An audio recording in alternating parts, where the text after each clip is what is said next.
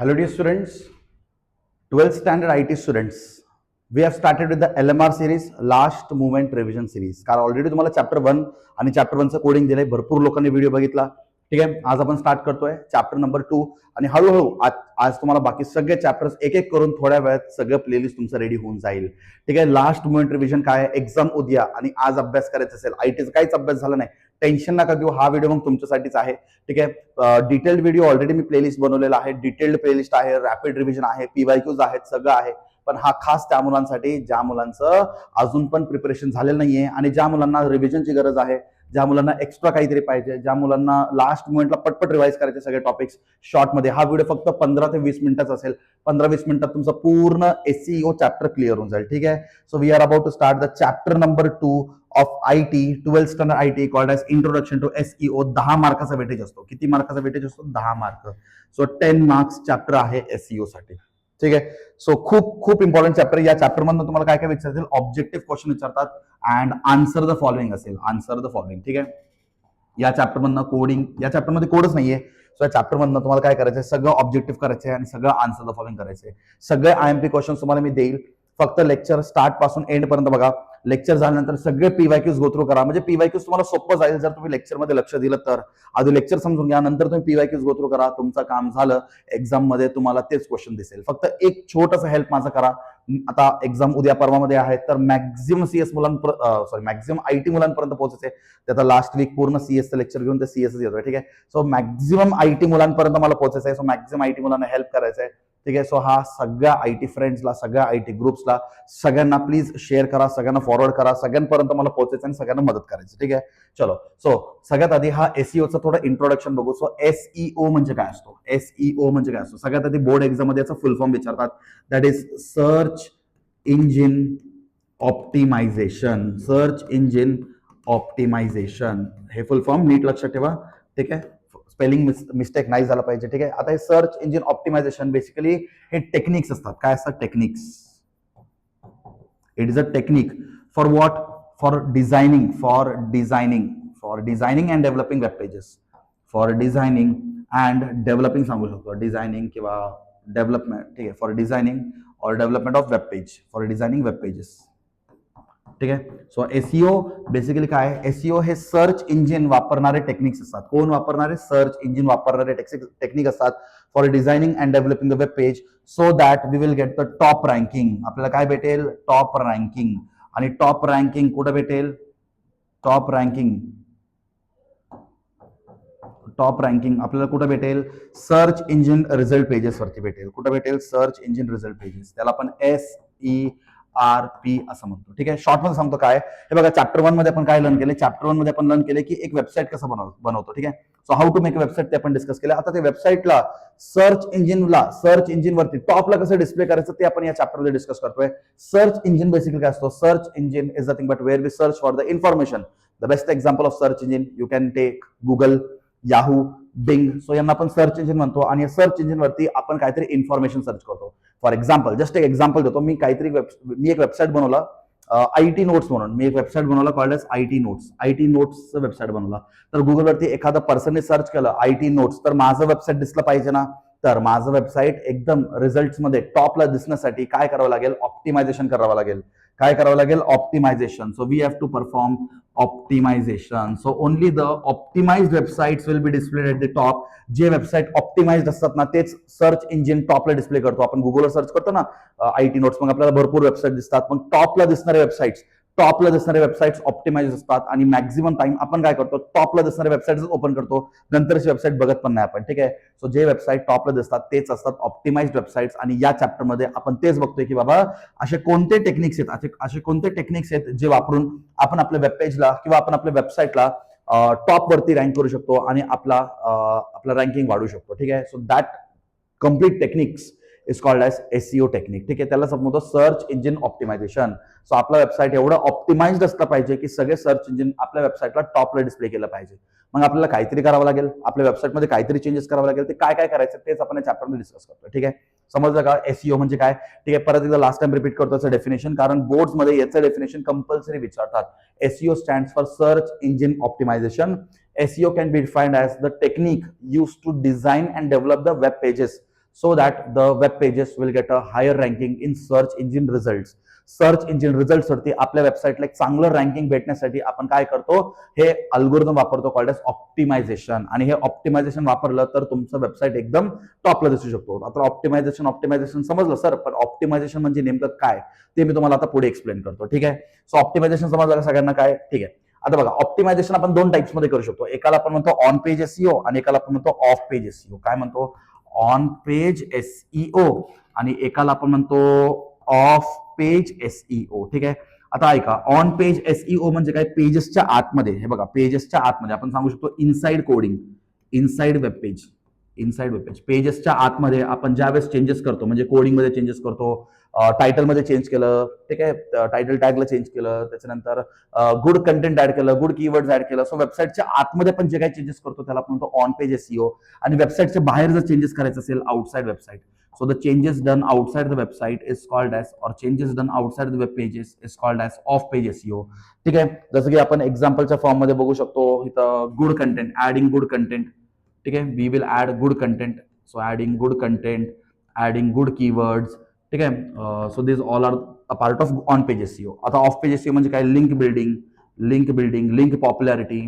ठीक आहे. So this all are the examples of off page SEO. तर आपल्या वेबसाईटला ऑप्टिमाइज करण्यासाठी आपण काय केलं पाहिजे? दोन्ही केले पाहिजे. पेजेसच्या आतमध्ये पण काही चेंजेस करायचे आणि पेजेसच्या बाहेर पण काही चेंजेस करायचे. आणि हे चेंजेस केल्यामुळं आपला रँकिंग वाढणार, आपला वेबसाईट ऑप्टिमाइज होणार आणि सर्च इंजिन आपल्या वेबसाईटला एकदम टॉपला डिस्प्ले करू शकतो. ठीक आहे.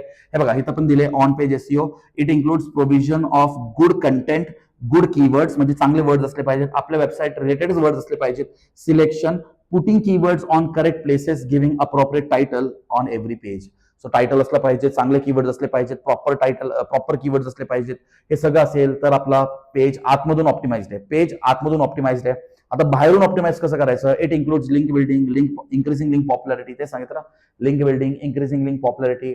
हे सगळं केल्याने आपला पेज बाहेरून पण ऑप्टिमाइज होतो. आणि जर आपला पेज असं on page off page optimise असेल तर आपलं रँकिंग वाढू शकतो. ठीक आहे. समजलं का? सो चॅप्टर 1 मध्ये आपण शिकलो की वेबसाईट कसं बनवायचं. आता चॅप्टर 2 मध्ये आपण शिकतोय की त्या वेबसाईटला हायर रँकिंग कसं यायचं, काय त्याचं हायर रँकिंग आपण वेबसाईटला कसं देऊ शकतो ते आपण डिस्कस करतोय. ठीक आहे. त्याच्यानंतर आपल्याकडे 2 टेक्निक्स असतात. काय असतात? 2 टेक्निक्स. आता पहिलं टेक्निक आहे व्हाईट हॅट टेक्निक आणि दुसरा टेक्निक आहे ब्लॅक हॅट. ठीक आहे. So now these are the 2 techniques. आता बघा, भरपूर मुलांना एक्झाम मध्ये टाईप्स विचारलं की टेक्निक लिहितात, टेक्निक विचारलं की टाईप लिहितात. तुम्ही कन्फ्युज व्हायचं नाही. टाईप म्हणजे on page, off page. Technique म्हणजे white hat, black hat. White hat technique म्हणजे काय असतो? असं टेक्निक जे आपण फॉलो केलं पाहिजे किंवा आपण जे लिगली टेक्निक फॉलो करतो, जे चांगल्या पद्धतीने टेक्निक फॉलो करतो त्याला आपण व्हाईट हॅट म्हणतो. आणि चुकीच्या पद्धतीने आपण थोडंफार म्हणजे गडबड करून किंवा दुसऱ्याचं कंटेंट कॉपी करून असं पण करून आपण आपल्या पेजला ऑप्टिमाइज करू शकतो. त्या ऑप्टिमायझेशनला आपण ब्लॅक हॅट ऑप्टिमायझेशन असं म्हणतो, ब्लॅक हॅट स्ट्रॅटेजी असं म्हणतो. सो वेबसाईट ऑप्टिमाइज करताना always you should prefer white hat optimisation किंवा व्हाईट हॅट स्ट्रॅटेजी. ठीक आहे. आता व्हाईट हॅट मध्ये काय असतो? Relevant content. म्हणजे फॉर एक्झाम्पल मी एक वेबसाईट बनवलं, त्या वेबसाईटच्या आतमध्ये कंटेंट एकदम रिलेव्हंट असेल, म्हणजे आयटी नोट्स वेबसाईट आहे ना, मग त्याच्यामध्ये आयटी नोट्सच दिसेल, दुसरं काय दिसणार नाही. आता ब्लॅक हॅट स्ट्रॅटेजी काय? डुप्लिकेट कंटेंट, म्हणजे एखाद्याने ऑलरेडी बनवलेलं आहे, मी ते कंटेंट कॉपी करून माझ्या वेबसाईटमध्ये पेस्ट करतोय, तर त्याला मी म्हणणार black hat SEO, black hat optimisation. ठीक आहे. Black hat strategy. ठीक आहे. वेल्ड लेबल इमेजेस, प्रत्येक इमेजेस प्रॉपर लेबल्ड असेल. आणि इथं सीन काय? Invisible text and stuffed keywords. सगळे टेक्स्ट इनविजिबल असेल, स्टफ्ड कीवर्ड असेल, एकावरती एक कीवर्ड्स आपल्याला रीड करता पण येणार नाही. असं जर वेबसाईट बनवलं तुम्ही ऑप्टिमायझेशन करण्यासाठी किंवा ऑप्टिमायझेशन म्हणजे असं जर तुमच्या वेबसाईटमध्ये असेल तर त्याला आपण तो black hat strategy. Relevant links and references, cloaking or redirecting the user to another page or another site. म्हणजे क्लोकिंग ऑर रिडायरेक्टिंग म्हणजे काय? युजर तुमच्या पेजला आला, त्याने काहीतरी क्लिक केला तर दुसऱ्या पेजला जातोय.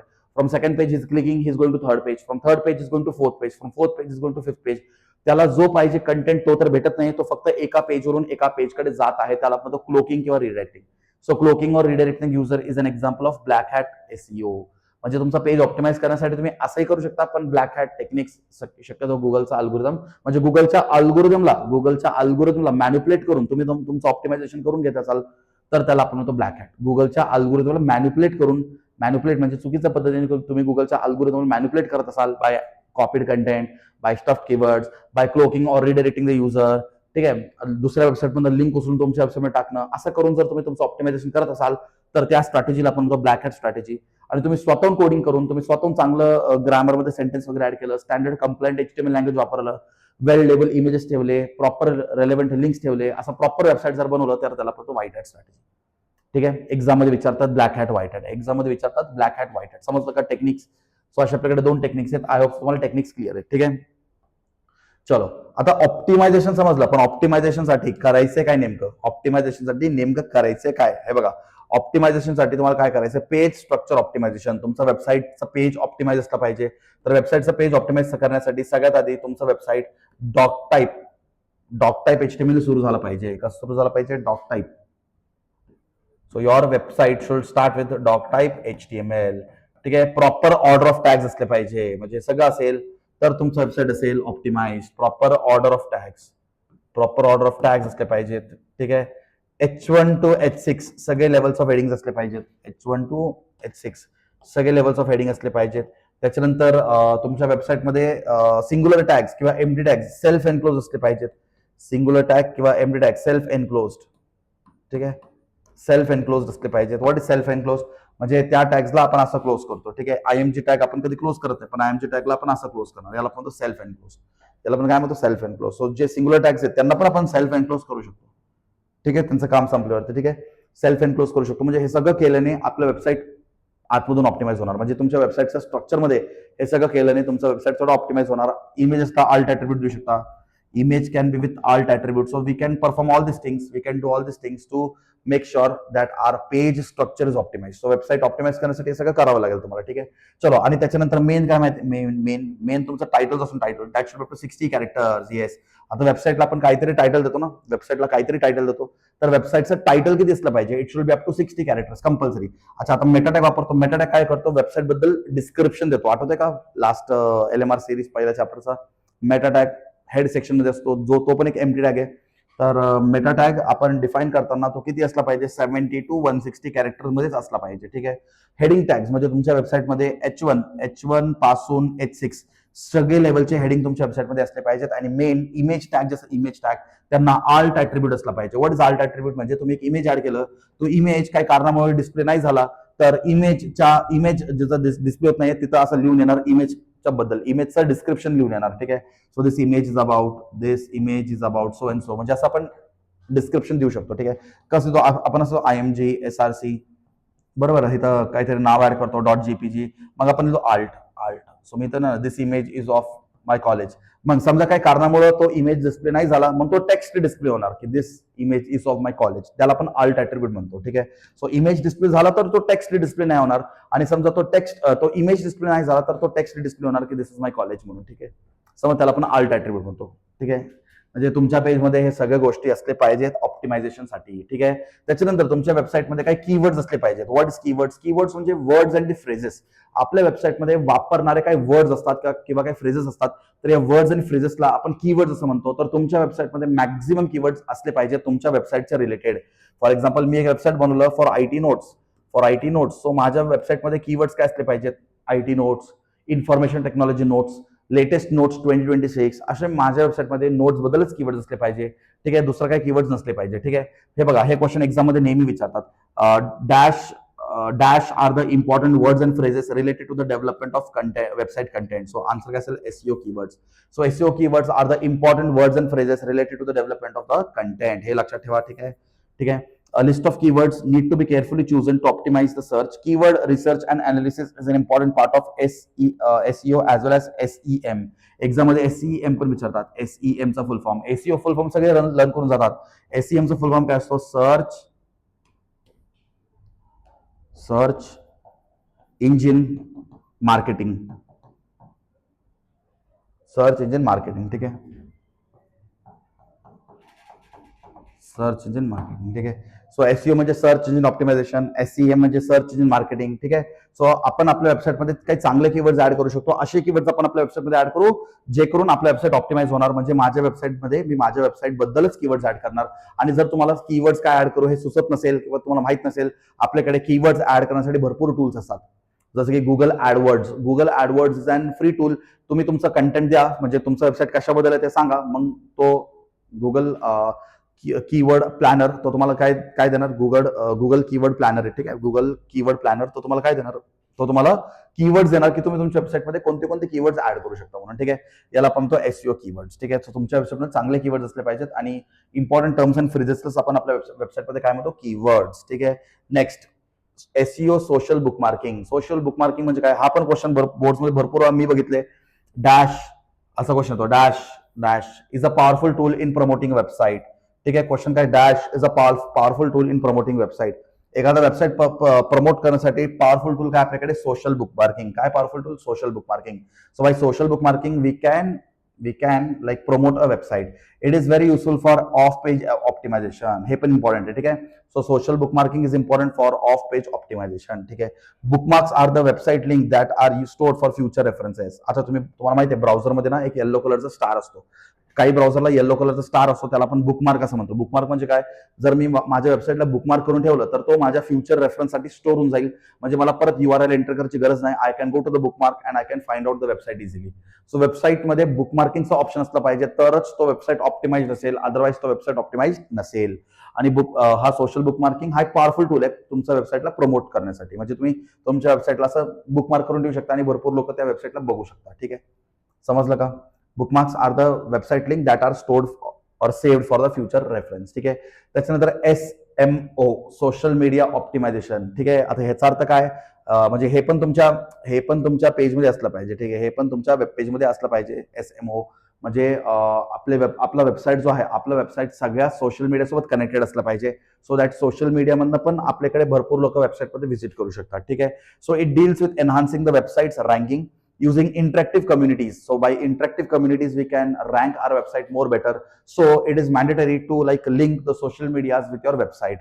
So जर तुम्ही तुमच्या सोशल मीडियाला वेबसाईट सोबत लिंक केलं तर तुमचं रँकिंग ऑटोमॅटिकली वाढणार, कारण you are connected to a community like Facebook, Twitter, forums etcetera and so on. ठीक आहे, सो यांच्यामुळं तुमचा जो वेबसाईटचा हेल्थ आहे अजून इन्क्रीज होणार आणि भरपूर लोक तुमच्या वेबसाईटमध्ये यायचे chances. So your website should be interlinked or connected to all other social media platforms. तर यालाच आपण तो सोशल मीडिया ऑप्टिमायझेशन. ठीक आहे, समजलं का. सोशल मीडियाला आपलं वेबसाईट कनेक्टेड असलं पाहिजे. ठीक आहे, नेक्स्ट बॅकलिंक, एसईओ बॅकलिंक. आता एसईओ बॅकलिंक म्हणजे काय, बॅकलिंक्स हे खूप इम्पॉर्टंट आहे, एक्झामला विचारतात. Dash are the link on one website that when click take the users to the another site. म्हणजे आपल्या वेबसाईटमध्ये असं कोणता लिंक असतो ज्याला क्लिक केल्यानंतर आपण दुसऱ्या वेबसाईटवर जातो, दॅट इज कॉल्ड एज बॅकलिंक. बॅकलिंक म्हणजे माझ्या वेबसाईटमध्ये असे भरपूर लिंक असले पाहिजेत ज्याला क्लिक करून युजरला जिथं जायचं तिथं जाऊ शकतो. ठीक आहे, त्याला आपण बॅकलिंक म्हणतो. ठीक आहे, तुम्ही भरपूर वेबसाईट ओपन केलं असेल तर तसं ना अबाउट अस, गॅलरी, कॉन्टॅक्ट अस असे वरती असतात, त्याला आपण बॅकलिंक म्हणतो. सो जास्तीत जास्त बॅकलिंक ठेवा, म्हणजे युजर तुमच्या पेजमध्ये आला तर he can browse wherever he want to go and he can easily go to that path. म्हणजे तो असं टाइम नाही वेस्ट केला पाहिजे त्यांनी. कॉन्टॅक्टस कुठे आहे, कॉन्टॅक्टस कुठे आहे, कॉन्टॅक्टस कुठे आहे, त्याला वरतीच एक टॅब लावून द्या कॉन्टॅक्टस. त्यांनी क्लिक केलं direct he will go to the contact us section and you will get all the contact number. So that is called as SEO backlink. म्हणजे आपल्या वेबसाईटच्या आतमध्ये असे भरपूर लिंक असले पाहिजेत ज्याला क्लिक करून युजर दुसऱ्या पेजला जाणार आणि तिथून इन्फॉर्मेशन तो घेणार. ठीक आहे, सो जेवढं जास्त बॅकलिंक असेल तेवढं जास्त तुमचा पेज जो असेल तो थोडा स्टँडर्ड असेल, ऑप्टिमाइज्ड असेल. So number of backlinks will help you to optimize your web pages. ठीक आहे, backlinks are especially valuable for SEO because they contribute the overall strength and value of the content. So तुमचं content किती जास्त आहे किंवा तुमचं content किती strong आहे हे नंबर ऑफ बॅकलिंक वरनं पण क्लिअर होऊन जातो. सो जेवढं जास्त बॅकलिंक तेवढं जास्त कंटेंट तुमच्या पेजमध्ये आहे आणि तेवढं कंटेंट युजरला भेटेल. सो म्हणजे सर्च इंजिन तुमच्या वेबसाईटला डिस्प्ले करणार जर तुमच्याकडे बॅकलिंक आणि बॅकलिंकचं स्ट्रेंथ चांगला असेल तर. They also represent a vote of confidence from one side to another. In short, backlinks to your website are signal to search engine that others are interested to know about the contents from your website. So backlink एक असा link आहे ज्याला use करून आपल्या ब्राउझरला समजतं किंवा आपल्या search इंजिनला समजतं की युजर्स ऍक्च्युअली तुमच्या वेबसाईटमध्ये इंटरेस्टेड आहेत की नाही. जेवढं जास्त बॅकलिंकवर क्लिक करणार तेवढं जास्त युजर्स इंटरेस्टेड असतात. जेवढं जास्त बॅकलिंक नसेल तेवढं जास्त युजर्स इंटरेस्टेड नसणार. सो मॅक्झिमम बॅकलिंक तुमच्या पेजमध्ये असलं पाहिजे. And what is backlink? Backlinks are the links which when click take the users to the another page. बरोबर, ठीक आहे, समजलं का. चलो, आता काही अदर फॅक्टर्स आहेत, म्हणजे तुम्हाला तुमच्या पेजला ऑप्टिमाइज करायचं ना, we have some other factors. Other factors मध्ये काय येणार? Speed of the website and mobile friendliness. ठीक आहे, आता हा पण खूप इम्पॉर्टंट आहे. एक्झाम मध्ये MCQ 2 करेक्ट आन्सर मध्ये हा क्वेश्चन नेहमी विचारतात. The factors responsible for optimisation of SEO. The other factors असं विचारतात. The other factors responsible for optimisation of SEO are dash and dash. 6 option असेल, 6 ऑप्शन पैकी तुम्हाला काय चूज करायचं? Speed of the website. काय चूज करणार? Speed of the website and mobile friendly. काय चूज करणार? Speed of the website and mobile friendly.